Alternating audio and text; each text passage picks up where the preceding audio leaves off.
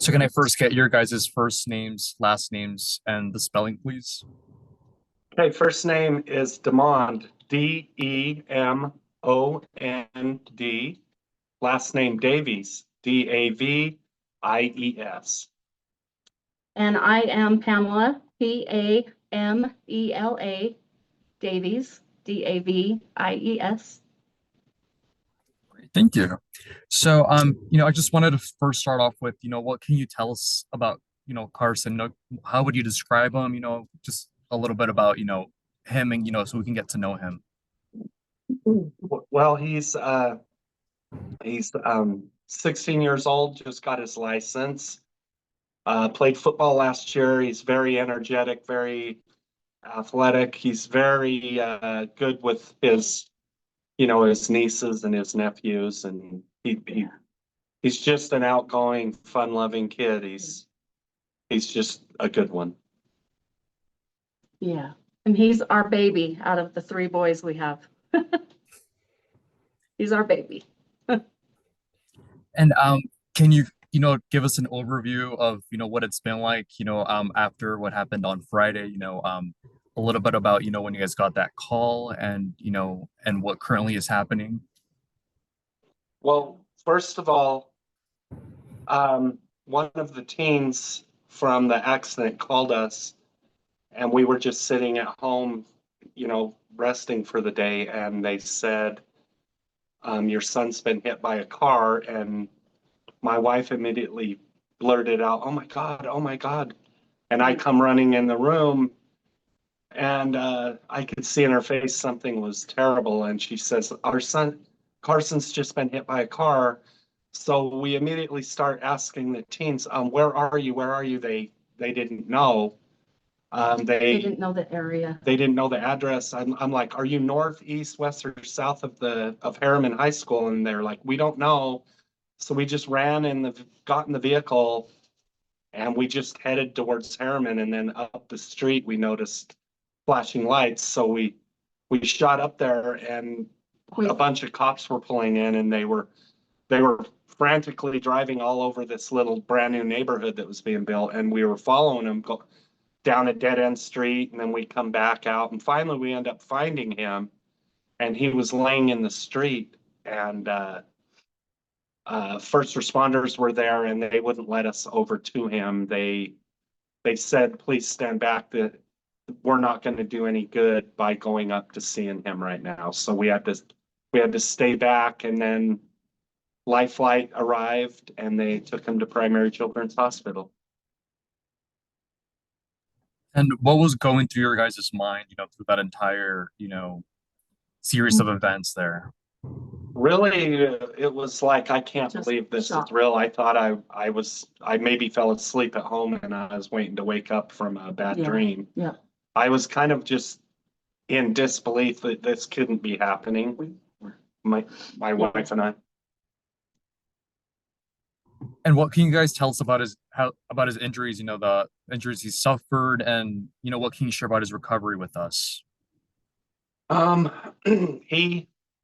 I don't know all the bones because they have weird names, but I know he had a left broken femur, and his right pelvis was fractured. His left clavicle, I guess is your collarbone, is broken.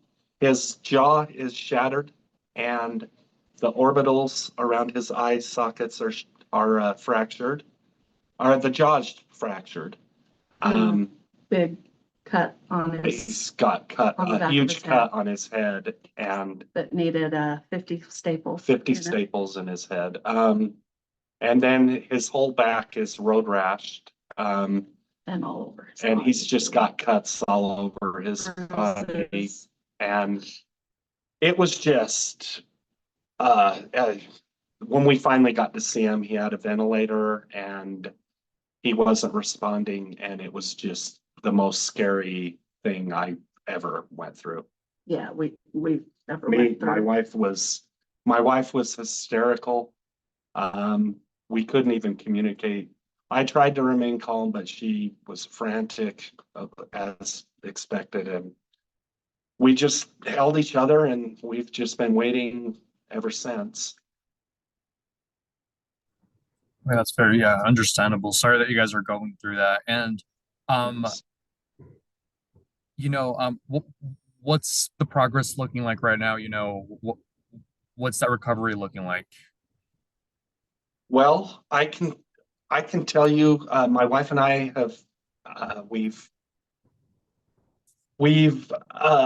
went from feeling our darkest time Darkest, yeah, to now we are optimistic. He slowly just started through the thoughts and prayers of everybody. There's been just a tremendous outreach. gosh, yeah, I have just noticed major just steps forward. He started opening his eyes. He started giving thumbs ups.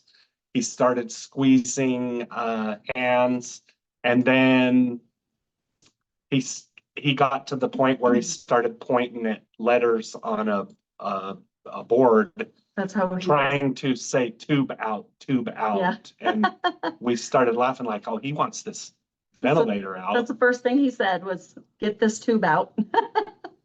And so yesterday he had the surgery on his femur. So, and the doctor said the surgery went tremendous. He did great. Well, Uh, yeah, the head, they stapled.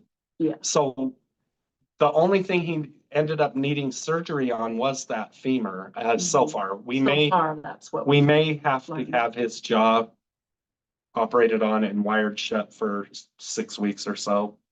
But they since have removed the ventilator, so he was very happy to see that. Today he's been speaking to us, but he can only whisper. And they've just he's happy. He finally today was able to eat some applesauce and drink some water, so that was a major break. We were so happy to see him eat, and it's looking good. There's still we're not out of the woods yet, but things are looking very positive. That's great to hear. So is there other surgeries that are going to be happening in the future? Is that what's going on? As far as I know, he may need that jaw operated on. But they're saying most of the other bones will heal on their own without a surgery, but the jaw is still a little out of shape, and they may need to put a plate in by the joint, or they may just have to wire it shut and let it heal on its own. Yeah. Either way, though, I think he's going to get his jaw wired shut. You had mentioned the community support you guys have received. Can you kind of just, talk more about that and what that has meant to you, you and your family? Yes, because I kind of wanted to make a statement that I've been thinking about. Been thinking about. My wife and I have talked together. Yep. And first we wanted to say thank you to the two teens at the scene of the accident, because they immediately administered first aid. My son's head was open wide, and they applied pressure to the wound to stop. He was bleeding. I feel he could have bled out. And Yes. Then the first responders arrived there so quick and relieved them, and they just worked tremendously on getting him stable enough to be life flighted to Primary Children's. And when we arrived at Primary Children's, I can't explain the level of professionalism that goes on here. These people are Amazing. angelic. They immediately just knew what to do, and they got him in a critical but stable kind of position, and they have just cared for him so well.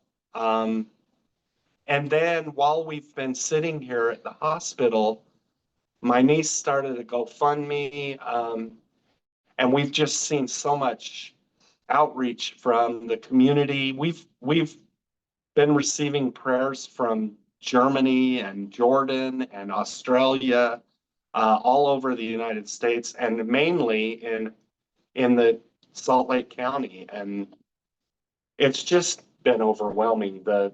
You always feel like this world is turning into a terrible place until something like this happens, and you just are reassured that there are so many good people still out So there. many.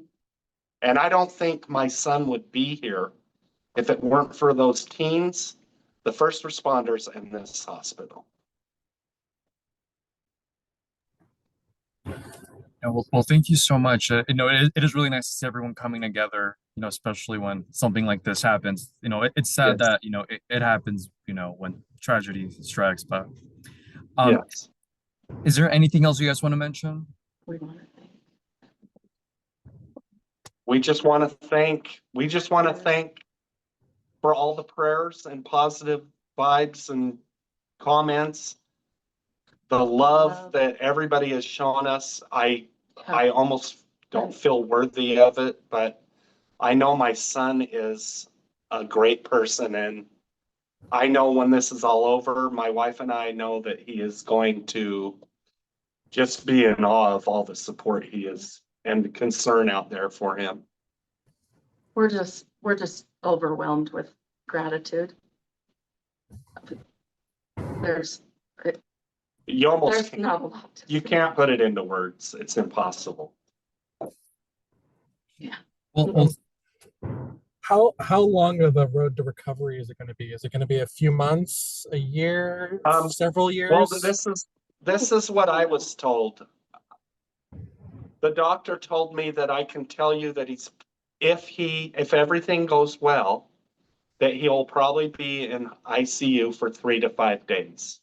And then I asked him what happens after that. They said he will get moved to a different floor of the hospital where I can't tell you how long he'll be here, but it won't be days, it'll be weeks. And so, as far as I know, this could be a month-long hospital visit, or it could, I hope not longer, but the road to recovery after that, even when he gets home, is just going to be, 6 months maybe before we see him up and about like a normal kid again. thank you so much. I think that's everything we have, unless there's anything else you guys want to mention. No, just again, thank you everybody out there. Everybody. We love all of you. Even Thank the you. ones that we don't know has just showed their love to us. So we appreciate it. Thank you. Yeah, no, well, thank you so much again for your guys' time. I know it's not an easy time, so we appreciate, these few minutes that you guys were able to, talk to us again. So thank you. Thank you. Yeah, and Thank you. yeah, hoping for that quick recovery. And if there's anything else we can do, you guys have my phone number. So just, I'd appreciate that. Yeah. Thank you, Christian. Yeah, of course. Thank you Thank you so guys. Yeah, have a nice Bye-bye. one. Thank you. You too. Bye.